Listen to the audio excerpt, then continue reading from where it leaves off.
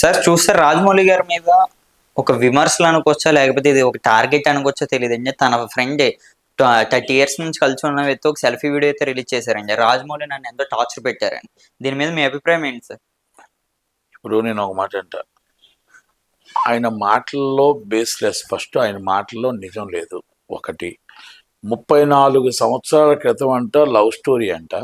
ఆ లవ్ స్టోరీకి ఇప్పుడు ఇప్పుడు పిచ్చెక్కిందంట. పిచ్చెక్కి ఇప్పుడు ఏదో ఒక సెల్ఫీ మరణ వాంగ్మూలం ఇచ్చాడంట. అంటే ఆడపిల్ల అంటే నీకు అంత అలుసుగా కనబడుతుందా? ఆడపిల్ల అంటే అంటే అంత ఫ్రీగా ఉందా ఏంటి? నువ్వు 34 సంవత్సరాల క్రితం నువ్వు లవ్ చేసావు. ఏం జరిగిందో ఏందో అనేది నీకు తెలుసు, వాళ్ళకి తెలుసు, అయిపోయింది. ఆ అమ్మాయి ఇంకొక వ్యక్తి తాలుబొట్టు పడిన తర్వాత మనకి సోదరు లాంటిదని గుర్తుపెట్టుకోవాలి. ఎవరైనా సరే నువ్వు లవ్ చేసావా, ట్రయాంగిల్ ఇవన్నీ పక్కన పెట్టేస్తే 34 సంవత్సరాల క్రితం ఆ అమ్మాయికి తాలుబొట్టు పడిపోయింది. ఆ అమ్మాయి మనకు సోదరుతో సమానం అని గుర్తుపెట్టుకో ఫస్ట్ ఆఫ్.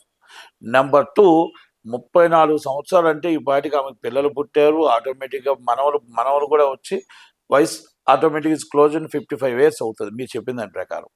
కనుక ఇప్పుడు ఈ ఈ సమయంలో ఇది ఈ సందర్భం ఇది కరెక్ట్ కాదు. మాట్లాడకూడదు, అమ్మాయి కోసం మాట్లాడకూడదు. రాజమౌళి గారికి మీరు అంత గ్రూపే, మీరంతా ఫ్రెండ్సే.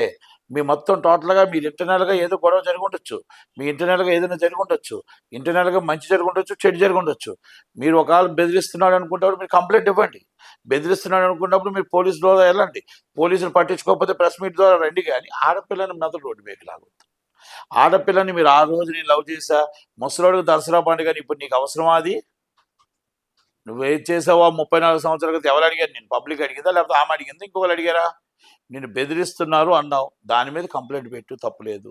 నేను రాజమౌళి గారు టార్చర్ పెడుతున్నారు అన్నావు, దాని మీద కంప్లైంట్ పెట్టి తప్పులేదు.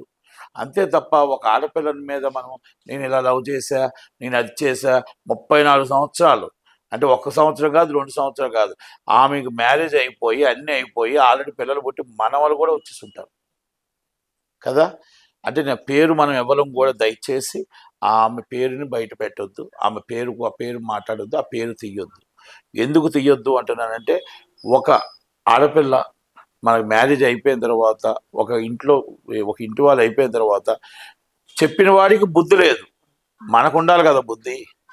తెలుగు సాంప్రదాయం ప్రకారం ఒక ఆడపిల్లకు తాళి కట్టిన తర్వాత ఎవరైనా సరే సోదరుడితో సమానం ఉండాలి.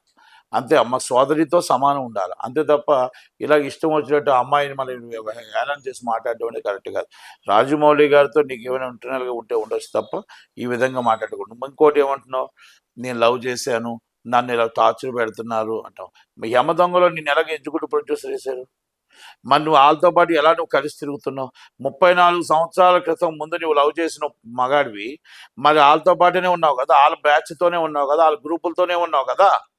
మరి నీ దాంట్లో ఎక్కడైనా సరే వాళ్ళు పెరుగుతున్నారు కదా, ఆయన రాజమౌళి గారు పెరిగారు కదా అని చెప్పేసి డబ్బు మీద నీకు వ్యామోహం వచ్చిందని నేను బయటకు తోసేసారా? లేకపోతే నువ్వేమైనా బ్లాక్మెయిల్ చేసావా?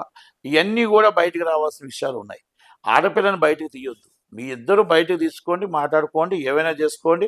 అక్కడ విజేంద్ర ప్రసాద్ గారికి తెలుసు కదా, అందరికీ తెలుసు కదా, కిరవాణి గారికి తెలుసు కదా, అక్కడ ఉన్న ఇండస్ట్రీలో అందరికీ తెలుసు ఈ విషయం. ఏమేమి ఒక పెద్ద నువ్వు గొప్పగా ఏమి మరణవామాలు ఇవ్వాల్సిన అవసరం లేదు. ఈ విషయాలు ప్రతిదీ అందరికీ తెలిసిన విషయాలే. ఆ గ్రూపులో ఉన్న వాళ్ళందరికీ తెలుసు.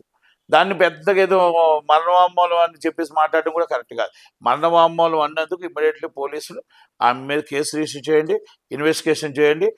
ఒక ఆడపిల్ల మీద 34 సంవత్సరాల క్రితం తీసుకొచ్చి ఇప్పుడు పెట్టడం వల్ల ఆ అమ్మాయి మనోభావాలు దెబ్బతిన్నాయి. కాబట్టి ఇమ్మీడియట్లీ మహిళా కమిషన్ ఇమ్మీడియట్లీ సీరియస్గా నోటీస్ ఇష్యూ చేసి కేసు రిజిస్టర్ చేయమని అడుగుతున్నాం. దీని మీద కూడా ఇప్పుడు కూడా రాజమౌళి గారు ఎటువంటి రియాక్షన్ అయితే లేదు సార్. ఆయనకు అవసరం ఏముంటుంది? ఆయనకి ఎందుకు అవసరం? ఆయన ఎందుకు చేయాలి? ఆయనకి ఏం పని? అంటే ప్రతివాడు ఎవడో రోడ్డు మీద వేసుకుంటూ వెళ్ళిపోతాడు. ఆయన ఫ్రెండే, ఆయన తాలూకోడే, ఆయన తెలిసినోడే, ఏదో ఇంటర్నల్ అయ్యి ఉండొచ్చు. అంతే తప్ప ఆయన దానికోసం స్పందించాల్సిన అవసరం ఏం లేదు కదా. ఇది చెప్పాను కదా, ఇదంతా పెద్ద ఏదో ఆయన ఏదో బాంబే ఏం పేల్చలేదు, అన్ని తెలిసిన విషయాలు అయ్యి. దాన్ని ఆయన పబ్లిక్ డొమైన్లో ఉండవు, ఏవో పెద్ద గొప్పగా చెప్పేవి ఏమున్నాయి ఆయన. కాకపోతే ఆడపిల్ల విషయంలో ఇప్పుడు మాట్లాడకూడదు అని మాత్రం నేను చెప్తున్నాను అంతే. టార్చర్ పెట్టారంటే అది నిజమేనండి? టార్చర్ పెడితే సాక్ష్యాలు ఉండాలి కదా. టార్చర్ పెడితే మరి పోలీసులు కంప్లైంట్ పెట్టొచ్చుగా. అది కాదు, మీరు పబ్లిక్ వచ్చారు కదా, కంప్లైంట్ పెట్టండి. పబ్లిక్ వచ్చారు కదా, ప్రెస్ మీట్ పెట్టండి. నేను రాజమౌళి కోసం చనిపోతాను, రాజమౌళి తనకున్న బ్యాక్గ్రౌండ్ అంతా వాడుకుని నన్ను ఎనీ టైం టార్చర్ పెడుతూ ఉన్నాడు ఇప్పుడు వరకుని, నేను అందుకోసం సూసైడ్ కూడా చేసుకుంటానని కూడా ఆ వీడియోలో చెప్పారండి ఆయన. ఒకటే అంటానండి, అందుకే అంటున్నాను, రాజమౌళి గారికి మీకు ఏదైనా ఉంటే ఇంటర్నల్గా గొడవని మీరు కంప్లైంట్ రూపంగా లేకపోతే ప్రెస్ రూపంగా తేల్చుకోండి. ఆడపిల్లని మధ్యన తీసుకురావద్దు అంటున్నాను అంతే. నేను వేరేది ఏం డిస్కస్, నేను రాజమౌళి మిమ్మల్ని టార్చర్ పెట్టట్లేదా, లేకపోతే రాజమౌళిని మంచోడా మీరు చెడ్డోడా అని నేను చెప్పట్లా. మీరు ఏదంటే ఇంటర్నల్గా మీరు చూసుకోండి, ఎందుకంటే మీరు ఫ్రెండ్స్, మీ మొత్తం మీ గ్రూప్ ఉంది, చాలా గ్రూప్ ఉంది అంతా, ఆ గ్రూప్ అంతా మీరంతా ఫ్రెండ్సే. ఆ! మీరు ఆ ఫ్రెండ్స్ ఉండేటప్పుడు మీ ఫ్రెండ్స్‌లో మీకు ఏదో అయ్యింది, బయటకు వచ్చారు. కానీ ఆ అమ్మాయిని మీరు 34 సంవత్సరాలు అయిపోయింది. ఆ విషయాలు మీకెందుకు ఇప్పుడు? ఆ అమ్మాయిని బయటికి లాగకూడదు కదా! అది నేను చెప్తున్నాను. ఆడపిల్లని బయటికి లాగొద్దు. మీరేమనంటే ఇంటర్నల్‌గా మీరు మాట్లాడుకోండి. చేసుకోండి, తప్పేం లేదు దాంట్లో. హ్మ్. సరే, ఈ ఎఫెక్ట్ ఏమైనా వచ్చే మూవీ మీద ఏమైనా పడే అవకాశం ఏవండి ఉందండి ఆయనతో? అయన్నీ ఏం లేదండి. ఆల్రెడీ రాజమౌళి గారు తెరిచిన పుస్తకం. హ్మ్. అయన్నీ తెలిసిన విషయాలే. పబ్లిక్ డిమాండ్ పెద్ద అన్నీ అందరికీ తెలిసిన విషయాలే. మనం వేరేగా కొత్తగా ఏమి చెప్పుకోవాల్సినవేమి ఆయనేం చెప్పలేదు. ఆయనేం చేయలేదు. అన్నీ తెలిసిన విషయాలే. కాకపోతే ఇప్పుడు ఇది సందర్భం కాదని మాత్రం చెప్తున్నాను అంతే. Thank you sir. Thank you.